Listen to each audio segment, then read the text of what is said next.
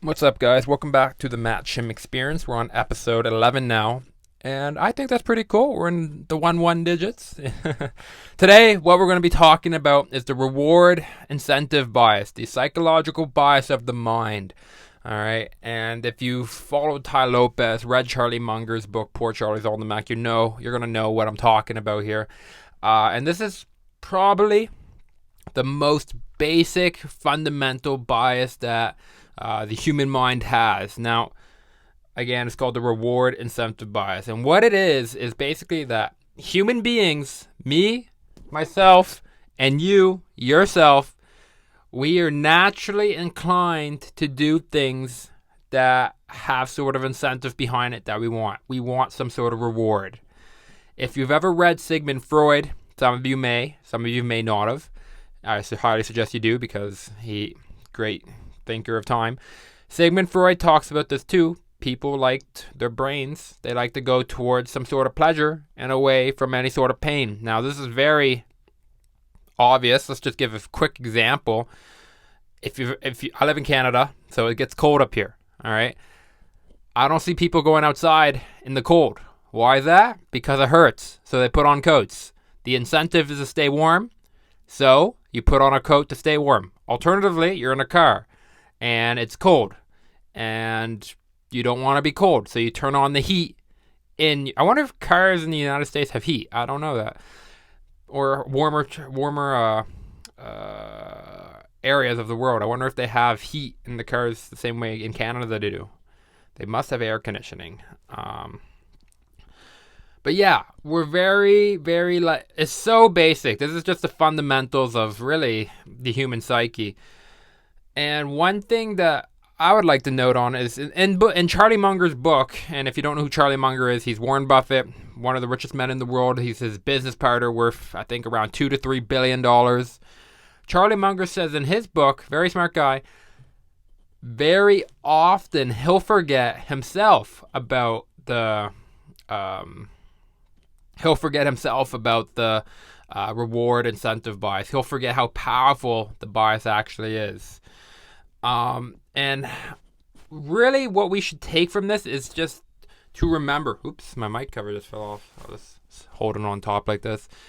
What we should be taking from the reward incentive bias is just that whenever we're speaking with others, appeal to their motives, not ours. Appeal to their interests. Benjamin Franklin's another guy. He talks about, he had a quote, something along the lines, if you want somebody to do something, appeal to their interests instead of your own. A great example would be, say you want to take a girl on a date. You want to take her to a movie, and let's say you guys are dating, and she wants to go to a rom-com, and you want to go to a different movie. You don't want to go see a rom-com. It's not in your incentive. It's not in your bias. Now, if you want to get the girl to do something else, appeal to her interests. What does she want? She wants to see a movie. She wants to have a good time. She wants to have a good laugh. Maybe instead of seeing a rom-com, you can get her to see a comedy, something that you may want to see. It may appeal to her interest and to her incentive of wanting to have a good laugh tonight. Maybe she wants to cry. All right. That's a funny way. That's a funny sentence. She wants to cry. Maybe she wants to get sentimental. Is there another movie that might meet that need and help yourself out? Appeal to her interests. So basic. So often, guys, we go through life and we're trying to get people to do things, or we're giving out suggestions, but we're not suggesting to do what that person wants to do. We got to use their incentives, use their interests. This is the basics, okay? And the reason why I believe that we might not appeal to other people's interests naturally is there's another psychological bias we'll talk about later. Say excessive self-regard. We tend to be kind of narcissistic and thinking of ourselves first. So that could get in the way, and maybe it's just from ignorance, we just don't know. But the main point, to use the other people's incentives. Let me give you another example. Let's say you want somebody to buy your product. Okay. What need are you fulfilling? What reward are you giving them? You'll see a lot of people talking about how in the marketing world, you should talk about not the features of your project, but instead talk about the benefits. That is the reward incentive bias being applied. The features, nobody cares about the features. It's like the old saying, nobody buys a drill, they buy a hole in the wall. All right. So in your life, guys, I give you a challenge for the next 24 hours. Track yourself. See if you are appealing to people's interests. Whenever you talk to somebody, try to talk to their interests. Try to do it at least 3 times today, where otherwise you might have said something that might have been something that you want to do. Try to say something that they might want and try to get them to do it from, look at the world from their point of view, and then talk to their point of view too. Talk to them about getting whatever it is that they want, and hopefully it's nothing unethical, guys. Don't be doing things that are unethical, though. Other than that, that's just the beginning part of this podcast. The other things, I'm going to talk about a few things. If you're watching this on YouTube, hello, I hope you're doing good. But one thing I want you to notice, look at the studio. It's a little different, I'll show you. I'm in a very small, I'm in the closet right now. Not in the homosexual way, in the literal way. I'm literally sitting in a closet. This is going to be my new studio. It's like a little, I've heard people talk about how they had offices inside closets where it's like the little, what would you call it? It's like their office in a closet, like a little broom closet, and they have like a desk and a chair in there. I feel like the same way. You can see the walls right here, and there's probably a good 3 feet to the right of me, and then the door's right there, or you can see this little bit of siding right there. And yeah, I'm going to start shooting a lot more. The reason why I haven't been posting, I think I could post 3 podcasts a day, all right, at 10 minutes to 15 minutes a pop, maybe 1 to 2 at least. But the reason why I haven't been is because I do live in a home with roommates, and I try to be somewhat conscious of their needs as well. And in my room, you can't see it, but underneath my door, there's probably a good inch of room for air to pass through, right? So when I'm talking, it's not very airtight, and I wouldn't be surprised if they could hear everything that I'm saying normally. Right now, they're not home, so I guess I could be recording out in my room in the plain air, but I wanted to get a good use of the new closet. I'm going to have posters all over these walls, guys. They're going to be looking sexy, of course, and then behind the camera, I'm going to have something to look at as well. But the next thing that I generally talk about in my podcast is, what have I learned? What am I learning? What continual growth am I having?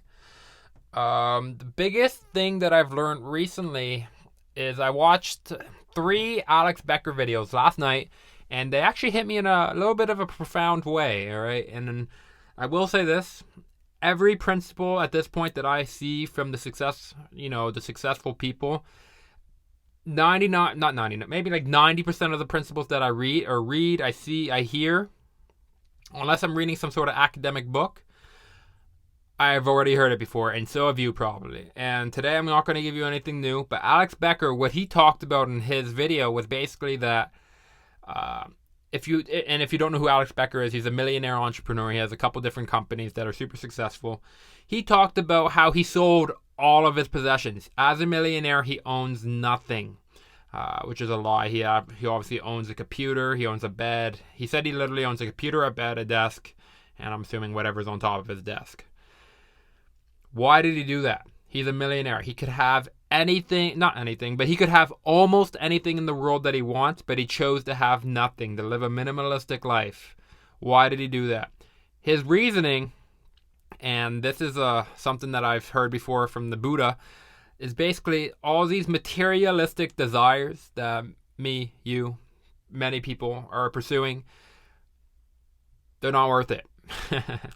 They didn't give him fulfillment. He said it was like, it's almost like taking a drug.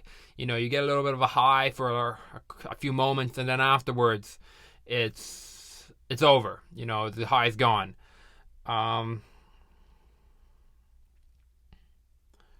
So what lessons we can take from this is basically, if you're pursuing a life right now, and your main goal is just to make money, Alex Becker says at first, this will give you fulfillment.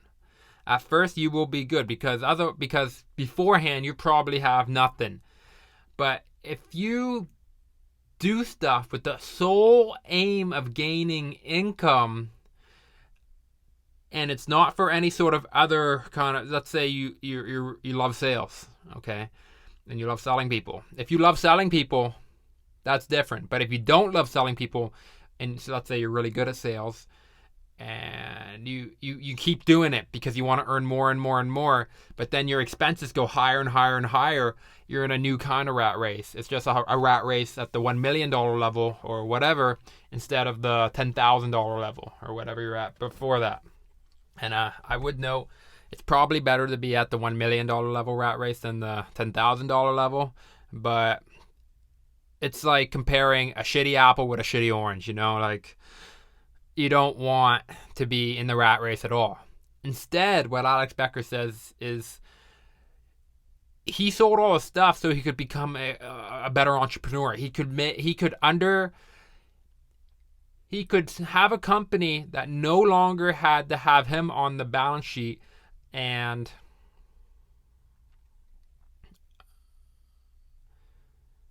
he could do what he wanted every day and not have to worry about paying all these other expenses and focus and not kind of lose his life to the materialistic desires. The other thing that I wanted to talk about in this podcast is today I have my first guest. Actually, that's not true. I have maybe my third or fourth guest, but it's my first higher profile guest. Josh Profits, he's coming on tonight. Hopefully, as long as he doesn't flake. If he does, no worries, my man. I get it. But yeah, and that really got me thinking too. Oh, one more thing. Going back to what Alex Becker said about money and how, you know, if you pursue just money, it might not be the best for your life. It got me thinking about what am I pursuing in life, okay? Because moments ago, before this, not moments ago, like yesterday, I was trying to make a social media agency, and I think I could do it. However, I don't know if it's necessarily the best decision for myself. Reason being, I was doing it for the money.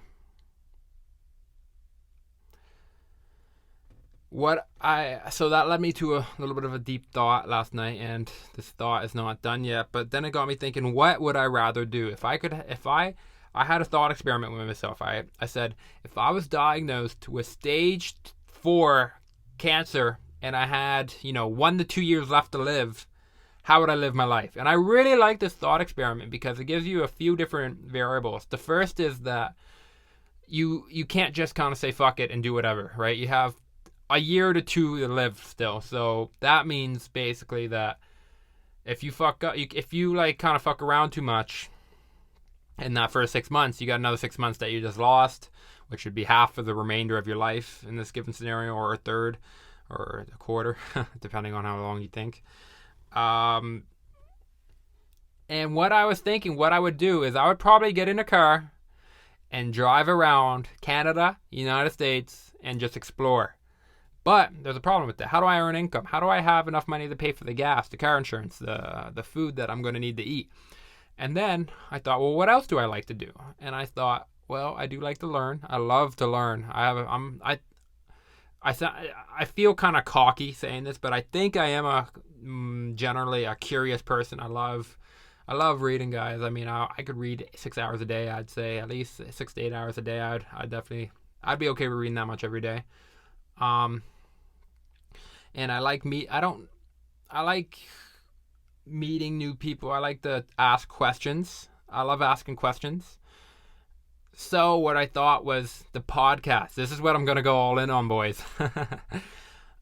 I got to get better. I can tell watching this podcast or just talking through this podcast that obviously my vocal delivery isn't the best, but I'm going to practice, and through succession I will.